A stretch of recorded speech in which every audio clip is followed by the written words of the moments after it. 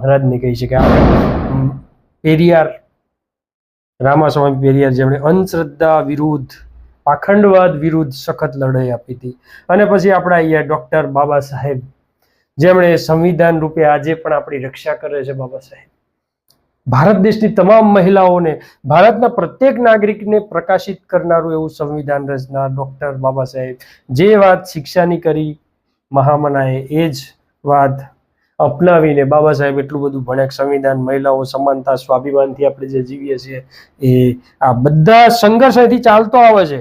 જ્યારે મહામના જ્યોતિબા શરૂઆત કરી ત્યારે કઈ નહોતું આપણી પાસે. છત્રપતિ શાહુજી મહારાજ, પેરિયાર, બાબા સાહેબે સંઘર્ષ કર્યો ત્યારે આપણી જોડે કોઈ સંસાધન નહોતા, સંવિધાન પણ નહોતું, કે કોઈ સ્પેશિયલ આપણા માટે કઈ હતું નહીં.